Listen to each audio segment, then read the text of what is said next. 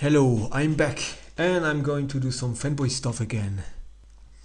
One of my favorite stories from the official Fukitor blogspot page is this one. The title of this story was not been officially announced until now, but the abbreviation of the JPEG file is AF, so I assume it is Active Force probably. I'm very glad that Jake was kind enough to publish a full color page, which has to be the second one if I'm going by the name, and an excerpt of another page, and both look very promising to me. Okay, let's take a closer look on the first one. Can you feel the tense atmosphere? It makes me literally smell the smoke of the cigarettes in this room. Yeah, 1983, an abandoned warehouse somewhere in Texas. This guy with the round glasses and the cigarette between his teeth is obviously a kind of contractee. We have here a close shot of this guy inside a dark and gloomy warehouse, and there's an opened gate behind him which reveals a look at the outside world, where we can take a glimpse at the kind of sidewalk and a barrel, and we probably will never learn what's inside of this barrel, but I really have my own suggestions. And behind this typical American fence made of wooden planks, we can see a lantern and this beautiful skyline. What a treat for the eyes.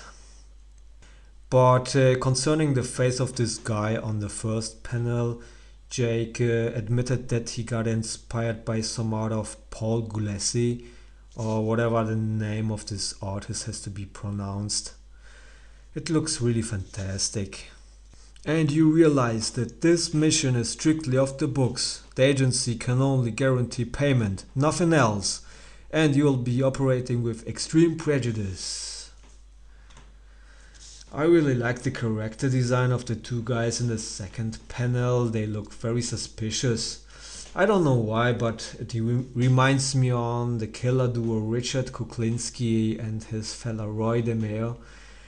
They don't look even similar to them, but they are sort of guys you wouldn't like to meet in the dark, and if you do, they will be probably the last human beings you will get to see. And the last speech bubble on this page reads, you will make us proud, and boys, take no goddamn motherfucking prisoners, which lets me conclude that this is probably the only page where Jake didn't use the red Prismacolor marker, if you know what I mean.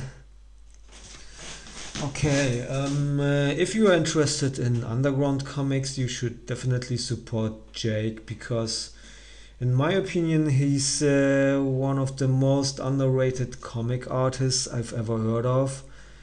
And I'm really missing the weekly posts on his Blogspot page, but I hope he will be active again, and maybe he needs some inducement, so go and visit his website, and hopefully he will be selling his art again so you can support him and everything will be fine.